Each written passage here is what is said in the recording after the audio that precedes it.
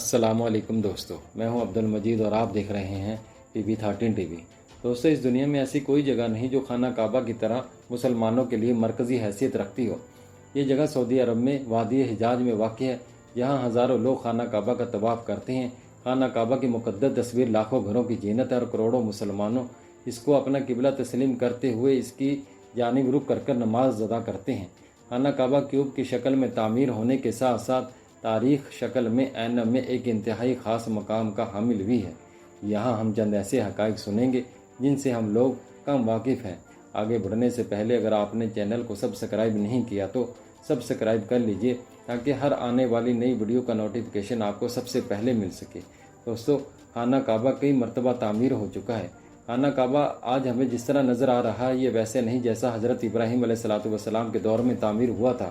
وقت کے ساتھ ساتھ پیش آنے والی قدرتی آفات اور حادثات کی بنا پر اس کو کئی بار تعمیر کرنے کی ضرورت پڑتی رہی۔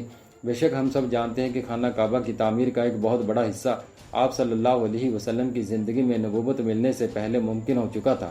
یہ وہ وقت تھا جب نبی کریم صلی اللہ علیہ وسلم نے ایک بڑی خون ریزی کو اپنی دور اندیزی سے روکا تھا۔ ایک کپڑے میں حجر اسود کو رکھ کر ہر قبیلے کے سرداروں سے اٹھوایا تھا۔ اس کے بعد اب تک 10 مرتبہ خانہ کعبہ کو تعمیر کیا جا چکا ہے، اور سب سے پہلے خانہ کعبہ کی تعمیر فرشتوں نے آدم علیہ السلام کی تخلیق سے 2000 سال پہلے کیا تھا۔ دوسری مرتبہ خود آدم علیہ السلام نے، تیسری مرتبہ حضرت سیس علیہ السلام نے، اور چوتھی مرتبہ جب طوفان نوح سے پہلے کعبہ کو آسمانوں پر اٹھا لیا گیا تھا تو اسی جگہ پر اللہ کے حکم سے حضرت ابراہیم علیہ السلام نے تعمیر کیا تھا، اور 5ویں دفعہ قبیلہ عملکہ کے لوگوں نے تعمیر کیا تھا، اور 6ٹھی دفعہ قبیلہ زرہم نے تعمیر کیا تھا، اور 7ویں دفعہ ہمارے نبی کی نسب حضرت موسیٰ بن کلاب نے تعمیر کیا تھا، اور 8ویں مرتبہ قبیلہ قریش نے کیا تھا جس میں ہمارے نبی کریم صلی اللہ علیہ وسلم شریک ہوئے تھے، اور 9ویں مرتبہ عبد الملک کے نائب حجاج بن یوسف نے، اور آخری اور 10ویں دفعہ حضرت عبداللہ بن جبیر نے 1996 میں تعمیر کیا تھا۔ اور دوستو، جس کے نتیجے میں بہت سارے پتھروں کو ہٹا دیا گیا تھا اور بنیادوں کو مضبوط کر کے نئی چھت ڈالی گئی تھی۔ یہ اب تک کی آخری بڑی اور زیادہ مضبوط تعمیر ہے۔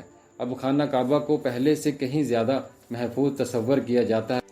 دوستو، خانہ کعبہ کے 2 دروازے اور ایک کھڑکی ہوا کرتی تھی۔ خانہ کعبہ کا ایک دروازہ اندر جانے کے لیے اور ایک باہر آنے کے لیے استعمال ہوتا تھا۔ ایک زمانے میں خانہ کعبہ کی ایک کھڑکی بھی ہوا کرتی تھی۔ خانہ کعبہ کی جو آج شکل موجود ہے اس میں صرف ایک دروازہ موجود ہے، لیکن کھڑکی اب ختم ہو چکی ہے۔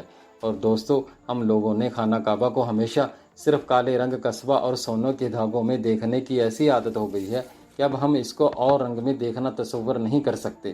یہ روایت واسط جن کے گھر کا رنگ کالا تھا دور سے چلی آ رہی ہے، لیکن اس سے پہلے خانہ کعبہ مختلف رنگوں کے غلافوں سے ڈھکا رہتا تھا۔ ان رنگوں میں ہرا، لال اور سفید رنگ شامل ہے۔ دوستو، خانہ کعبہ کی چابیاں ایک خاندان کی تحویل میں ہیں۔ فتح مکہ کے وقت نبی کریم صلی اللہ علیہ وسلم کو خانہ کعبہ کی چابیاں دی گئی تھیں، لیکن بجائے اس کے کہ آپ صلی اللہ علیہ وسلم چابیاں اپنے پاس رکھتے، آپ نے یہ چابیاں بنی صاحبہ خاندان کے عثمان بن طلحہ کو واپس کر دی۔ اس وقت سے لے کر آج تک وہ روایتی رکھوالی ہیں۔ نبی کریم صلی اللہ علیہ وسلم کے نادر الفاظ میں یہ بھی ہے کہ چابیاں ہمیشہ انہی کے پاس محفوظ رہیں گی۔ نبی کریم صلی اللہ علیہ وسلم نے فرمایا تھا، اے بنی طلحہ، یہ چابیاں روز قیامت تک تیری تحویل میں رہیں گی، سوائے اس کے کہ کوئی زور زبردستی غیر اخلاقی طریقے سے تم سے چھین لی جائیں۔ دوستو، پہلے خانہ کعبہ عوام کے لیے کھلا رہتا تھا۔ ہفتے میں 2 دن عوام کے لیے خانہ کعبہ کھولا جاتا تھا۔ کوئی بھی خانہ کعبہ کے اندر داخل ہو کے عبادت کر سکتا تھا، لیکن موجودہ زمانے میں زائرین کی تعداد زیادہ ہونے کی وجہ سے اور دوسری وجوہات کی بنا پر خانہ کعبہ کو اب سال میں صرف 2 مرتبہ کھولا جاتا ہے۔ اس میں صرف اعلیٰ شخصیات اور اعلیٰ مہمان ہی داخل ہو سکتی ہیں۔ دوستو، خانہ کعبہ کے پاس تیراکی کی جا سکتی تھی۔ خانہ کعبہ وادی کے نچلے حصے میں ہونے کی وجہ سے دیگر مسائل میں سے یہ بھی تھا کہ جب بارش ہوا کرتی تھی تو وادی میں سیلاب آ جایا کرتا تھا۔ یہ مکہ جیسے شہر کے لیے کوئی انوکھی بات نہیں تھی، لیکن یہ بات دوسرے مسائل کی وجہ بنتی تھی۔ اس وقت یہاں سیلاب کی روک تھام اور بارشی پانی نکاسی کا کوئی نظام موجود نہیں تھا۔ بارش کے آخری دنوں میں خانہ کعبہ آدھا پانی میں ڈوبا رہتا تھا۔ یقیناً اب آپ کے دماغ میں ایک سوال آتا ہوگا کہ کیا اس وجہ سے طواف کعبہ رک جایا کرتا تھا؟ ہرگز نہیں، مسلمانوں نے کعبہ کے ارد گرد تیراکی شروع کر دی تھی۔ دوستو، کئی سال لوگ اندازہ لگاتے رہے کہ خانہ کعبہ اندر سے کیسا نظر آتا ہوگا۔ وہ لوگ خوش نصیب ہیں جن لوگوں نے خانہ کعبہ کے اندر عبادت کرنے کی سعادت حاصل ہوئی۔ خوش نصیب تو وہ ہیں جنہیں اندر کی تصویر بنانے کا موقع ملا، اور لاکھوں لوگوں نے یہ تصویر انٹرنیٹ پر آن لائن دیکھی۔ خانہ کعبہ کے اندر سنگ مرمر اور ہرے کپڑے سے ڈھکا ہوا ہے۔ جس دور کے حکمرانوں نے کعبہ آرائش کروایا تھا، اس نے اپنے نام کی خانہ کعبہ کے اندر تختی لگوائی تھی۔ دوستو، خانہ کعبہ کی تعداد 2 ہے۔ خانہ کعبہ کے بالکل اوپر ایک اور کعبہ ہے جس کا ذکر قرآن پاک میں بھی آتا ہے، اور نبی کریم صلی اللہ علیہ وسلم نے بھی اس بات کی نشاندہی کی ہے۔ اللہ کے نبی صلی اللہ علیہ وسلم نے معراج کا واقعہ سناتے ہوئے فرمایا کہ جب مجھے بیت المعمور دکھایا تو میں نے جبرائیل علیہ الصلوۃ والسلام سے پوچھا تو انہوں نے بتایا کہ یہ بیت المعمور ہے، جہاں 70,000 فرشتے اللہ تعالیٰ کی عبادت کرتے ہیں، اور جب وہ یہاں سے جاتے ہیں تو واپس نہیں آتے، مطلب ہمیشہ نیا فرشتوں کا دستہ آتا ہے۔ دوستو، آپ نے کبھی غور کیا ہے کہ حجر اسود ہمیشہ چاندی کے ساتھ کیوں گھرا رہتا ہے؟ کچھ لوگوں کا خیال ہے کہ حجر اسود امایات کی فوج کے ہاتھوں مارے گئے پتھر لگنے کی وجہ سے ٹوٹ گیا تھا، جبکہ وہ مکہ پر قابض تھے، جبکہ یہ پتھر عبداللہ بن زبیر کی ملکیت میں تھا۔ کچھ لوگوں کے مطابق بحرین سے تعلق رکھنے والے اسماعی گروپ کٹماٹیا کے ہاتھوں ٹوٹ گیا تھا۔ ان لوگوں کا یہ خیال تھا کہ حج مبارک ایک توہین پرست عمل ہے۔